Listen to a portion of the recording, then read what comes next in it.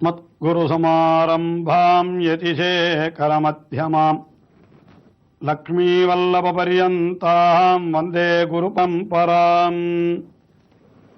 ஆழ்வார்கள் வாழி அருளிச் செயல் வாழி தாழ்வாதுமில் குறவர்தாம் வாழி ஏழ்வாறுமுய்ய அவர்கள் உரைத்தவைகள்தாம் வாழி செய்யமறை தன்னுடனே சேர்ந்து அஞ்சு குடிக்கொரு சந்ததியாய் ஆழ்வார்கள் தம் செயலை விஞ்சி நிற்கும் தன்மையளாய் பிஞ்சாய்ப் பழுத்தாளையாண்டாளை பத்தியுடன் நாளும் வழுத்தாய் மனமே மகிழ்ந்து. கண்ணபிரானையே மணவாளனாக அடைய வேணும் என்று பாரித்திருந்த ஆண்டாள் தன்னை ஒரு கோபிகையாக பாவித்துக் கொண்டு அவள் பாவை நோன்பு நோற்றாள். அதற்கு பிறகு அவள் நாச்சியார் திருமொழியினுடைய முதல் திருமொழியிலே மன்மதனுடைய காலிலே விழுந்து தன்னையும் கண்ணனையும் சேர்த்து வைக்க வேணும் என்று அவனை வேண்டிக் கொண்டாள். அந்த ஆய்ச்சி பாவனையிலே அவள் அருளி செய்த பாசுரங்கள் இன்னமும் கூட தொடர்கிறது என்று சொல்லலாம். திருப்பாவியில் மட்டுமல்லாமல் நாச்சியார் திருமொழியிலேயும் கூட தன்னை ஒரு இடைச்சியாகவே பாவித்துக் கொண்டு பாசுரங்களை அருளி செய்து வருகிறாள். அதிலே நாச்சியார் திருமொழியிலே இரண்டாவது திருமொழி, அதிலே அந்த ஆய்ச்சிகள் எல்லாம் கூடலிழைக்க, அதாவது சிற்றிலிழைக்கத் தொடங்கினார்கள். சிற்றிலிழைத்தலாவது ஆய்ச்சிகள் எல்லாம் சிற்றிலிழைக்கத் தொடங்கினார்கள். சிற்றிலிழைத்தல் என்றால் சிறு வீடு கட்டுதல், மணலிலே வீடு கட்டுதல். அப்பொழுது அதை கண்ணபிரான் தன்னுடைய திருவடிகளாலே உதைக்க புக அவனை பார்த்து எங்கள் சிற்றில் சிதையேல், எங்கள் சிற்றில் சிதையேல் என்று அந்த கண்ணபிரானை பார்த்து வேண்டிக் கொள்வதாக அந்த திருமொழி சென்றது. அதற்கு பிறகு அடுத்த திருமொழி, அதாவது நாச்சியார் திருமொழியிலே மூன்றாம் திருமொழி, இதனுடைய பிரவேசம் எப்படி அமைந்திருக்கிறது என்றால், அந்த திருவாய்ப்பாடியிலே கண்ணபிரான் அவன் மிகவும் குறும்பு செய்வனாக இருக்கிறபடியினாலே அவனோடு சேரக்கூடாது என்று ஆய்ப்பாடியிலே இருந்த பெரியவர்கள் எல்லாம் பெண்களை தடுத்து வைத்திருந்தார்களாம். ஆனால் கண்ணபிரானை பிரிந்த வருத்தத்தாலே அந்த பெண்களுக்கெல்லாம் உடல் இழைத்து அப்படியே அவர்கள் நோவுபட்டு கொண்டு கிடப்பதைக் கண்ட பெரியோர்கள் எப்படியாவது இவர்களுக்கு நாம் திருமணம் புணர்வித்து விட வேண்டும் என்று நினைத்து அவர்களையெல்லாம் நோன்பு நோக்க அனுப்பி வைத்தார்களாம். அதாவது விடியற் காலையிலே பெண்கள் எழுந்திருந்து பனி நீராடுதல் என்றால் நன்றாக பெய்திருக்கக்கூடிய ஒரு குளத்திலே சென்று விடியற் காலையிலே நீராடுதல் என்பது ஒரு வகையான நோன்பா. அப்படிப்பட்ட நோன்பை இவர்கள் அனுஷ்டிக்கட்டும் என்பதற்காக, பனி நீராடுவதற்காக அந்த கோபிகைகளை எல்லாம் அவர்கள் யமுனா நதிக்கு அனுப்பி வைத்தார்கள், ஊரில் உள்ள பெரியவர்கள்.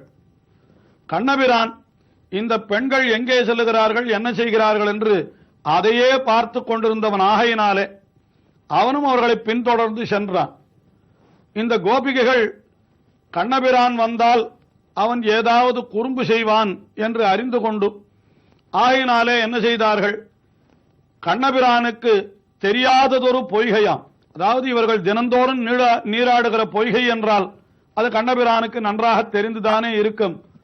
அங்கே எங்கே கண்ணன் வந்து விடுவானோ என்று அஞ்சி இவர்கள் கண்ணனுக்கு தெரியாதது ஒரு பொய்கை, அது எங்கோ உட்புறமாக இருந்த ஒரு பொய்கை, அந்த குளத்திலே நீராடுவோம் என்று அவர்கள் அந்த பொய்கைக்கு சென்று விட்டார்கள்.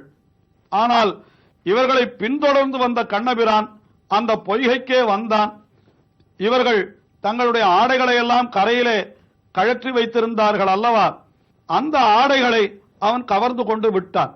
இதுதான் வஸ்திராபகரணம் என்று ஸ்ரீபாகவத புராணத்திலே சொல்லப்படுகின்ற அந்த விஷயம். ஸ்ரீவிஷ்ணு புராணம், ஸ்ரீ பாகவத புராணம் முதலிய புராணங்களிலே கோபி வஸ்திராபகரணம் என்று ஒரு நிகழ்ச்சி சொல்லப்படுகிறது.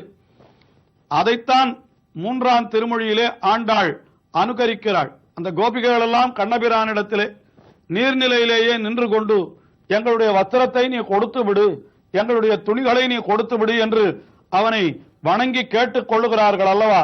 அந்த பாவனையிலே இந்த மூன்றாம் திருமொழியிலே இருக்கக்கூடிய பாசுரங்கள் அமைந்திருக்கின்றன. அதில் முதல் பாசுரத்திலே விடியற்காலையிலேயே கண்ணபிரான் எழுந்திருப்பதற்கு முன்னமே தாங்கள் எழுந்திருந்து அந்த யமுனா நதிக்கு வந்திருக்க, அங்கே கண்ணபிரான் தங்களுடைய வஸ்திரங்களை எல்லாம் கவர்ந்து விட்டானே, அவனை பார்த்து அப்பா எங்களுடைய துணிகளை நீ கொடுத்து விடு என்று கேட்பதாக இந்த முதல் பாசுரம் அமைந்திருக்கிறது. ஓழி அழைப்பதன் முன்னம் உடைந்து நீராடுவான் போந்தோம் ஆழியஞ்செல்வன் எழுந்தால் அரவணமேல் பள்ளி கொண்டாய் ஏழமையாத்தவம் மட்டும் இனி எண்ணம் வைரக்கவாரோ தோழியம் நானும் தொழுதோம் துவிரைப் பனை தருளாயே. கண்ணபிரான் எழுந்திருப்பதற்கு முன்னமே தாங்கள் எழுந்து சென்று விட வேண்டும் என்பதற்காக என்ன செய்தார்கள் இந்த கோபிகைகள்? கோழி அழைப்பதன் முன்னம் என்று விடியல் காலை, அதாவது பொழுது விடிந்ததற்கு அடையாளமாக கோழிகள் கூவுமே, அப்பொழுதுதான் கண்ணன் எழுந்திருப்பான் போலும். ஆகையினாலே அந்த கோழி கூவதற்கு முன்னமே இவர்கள் புறப்பட்டு விட்டார்களாம்.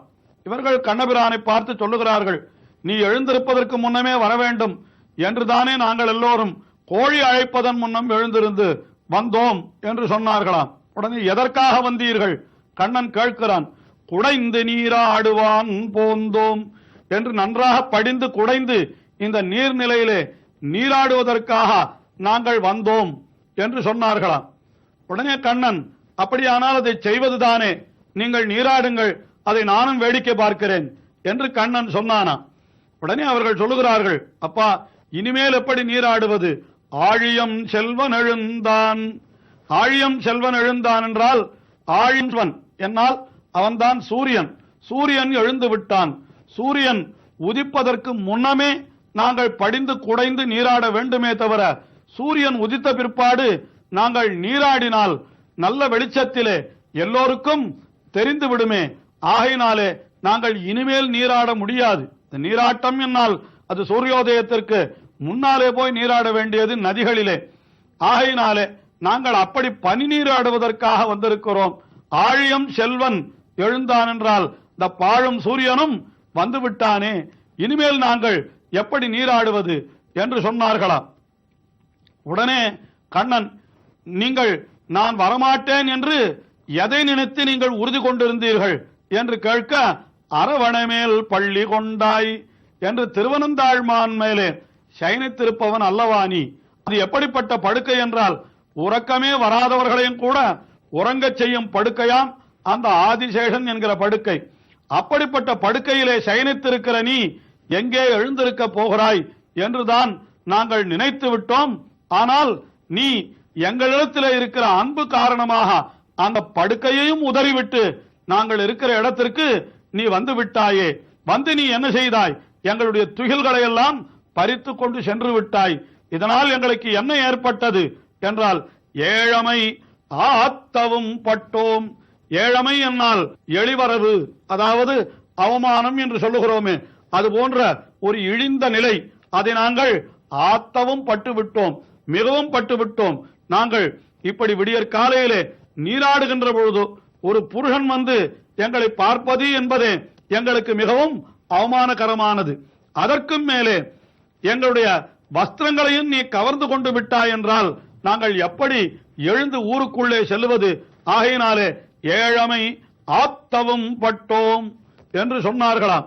உடனே கண்ணபிரான், நீங்கள் இந்த பொய்கைக்கு வந்தபடியினாலே என்றோ நான் உங்களை பின்தொடர்ந்து வந்தேன், அதனால் என்றோ உங்களுடைய துணிகளை எல்லாம் நான் கவர்ந்தேன் என்று அவன் சொல்ல, உடனே அவர்கள் சொல்லுகிறார்கள், இனி என்றும் பொய்கைக்கு வாரோம். இனிமேல் நாங்கள் இந்த பொய்கைக்கு வரவே மாட்டோம். இன்றுதான் கடைசி என்று நீ நினைத்துக்கொள். இப்படி வந்து நாங்கள் இங்கே படுகின்ற இந்த வேதனையை பார்த்தால் இனிமேல் பொய்கைக்கு மறுபடியும் வந்து நீராடுவது என்பது எங்களுக்கு எப்படி அது தைரியத்தை உண்டாக்கும்? ஆகையினாலே நாங்கள் பொய்கைக்கு வாரோம், இனி பொய்கைக்கு வாரோம், இனி என்றும் பொய்கைக்கு வாரோம். ஒரு நாளும் இனிமேல் இந்த பொய்கைக்கு வரமாட்டோம். ஏதோ தெரியாமல் என்று வந்து விட்டோம், எங்களை மன்னித்து விடு, எங்களுடைய வஸ்திரங்களை நீ கொடுத்து விடு என்று சொல்லுகிறார்களாம். ஏழமை ஆத்தவும் பட்டோம், இனியும் என்றும் பொய்கைக்கு வாரோம் என்று சொன்னார்களாம். உடனே கண்ணன் சொன்னான், என்ன சொன்னான்? என்னதான் இருந்தாலும் என்னை ஏமாற்றிவிட்டு நீங்கள் இந்த பொய்கைக்கு வந்தது மிகவும் தவறு. ஆகையினாலே நீங்கள் என்ன செய்ய வேண்டும்? அந்த தவறுக்கு பரிகாரமாக ஒரு அஞ்சலியை செய்ய வேண்டும். அந்த 2 கைகளையும் கூப்பி என்னை வணங்குங்கள், நான் உங்களுக்கு வஸ்திரங்களை கொடுத்து விடுகிறேன் என்று சொன்னானாம். உடனே அவர்கள் ஒரு கையால் தங்களுடைய உடலையெல்லாம் மறைத்துக் கொண்டு மற்றொரு கையால் அவனை வணங்குவது போலே பாவித்தார்கள். உடனே அவன், ஐயோ, ஒரு கையால் தொழுவது சாஸ்திரத்திலே கூட தடுக்கப்பட்டிருக்கிறது, ஒரு கையால் தொழக்கூடாது, 2 கையால் என்றோ தொழ வேண்டும் என்று சொல்ல, அவர்கள் பெண்கள் நிறைய பேர் இருந்தபடியினாலே என்ன செய்தார்களாம், 2 பேர் தங்கள் கைகளை சேர்த்து வைத்துக் கொண்டு தோழியும் நானும் தொழுதோம் என்று ஒரு தோழியும் மற்றொரு தோழியுமாக அப்படி கைகளை சேர்த்து வைத்துக் கொண்டு 2 கையால் தொழுவது போல கண்ணபிரானை தொழுதார்களாம். தொழுது என்ன கேட்கிறார்கள்? துகிலை பணித்து அருளாயே, நாங்கள் அணிந்து கொள்ள வேண்டிய அந்த துகில் வஸ்திரத்தை நீ எங்களுக்கு கொடுத்து விடு. நாங்கள் செய்ததோ உயர்ந்த முத்திரை, அஞ்சலிகி பரமாமுத்ரா, அது க்ஷிப்ரம் தேவப்பிரசாதினி என்று எப்பேற்பட்ட பலனையும் அது கொடுக்கும் என்று சொல்லி இருக்கிறது. ஆனால் இங்கே நாங்கள் கேட்கிற பலன் என்பது வேறென்ன, எங்களுடைய வஸ்திரத்தை தான் நாங்கள் பலனாக கேட்கிறோம். ஆயினாலே அந்த வஸ்திரத்தை நீ எங்களுக்கு கொடுத்து விடு.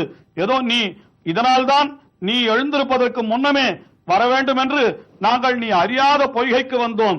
ஆனால் நீ எங்களுக்கு முன்னே எழுந்திருந்து இந்த பொய்கைக்குத்தான் நாங்கள் வரப்போகிறோம் என்று தெரிந்து கொண்டு எங்களுடைய வஸ்திரத்தையும் கவர்ந்து கொண்டு விட்டாயே, அந்த வஸ்திரத்தை நீ எங்களிடத்திலே கொடுத்து விடு என்பதாக இப்படி முதல் பாசுரத்திலே அவனை பார்த்து வேண்டிக் கொள்ளுகிறார்கள்.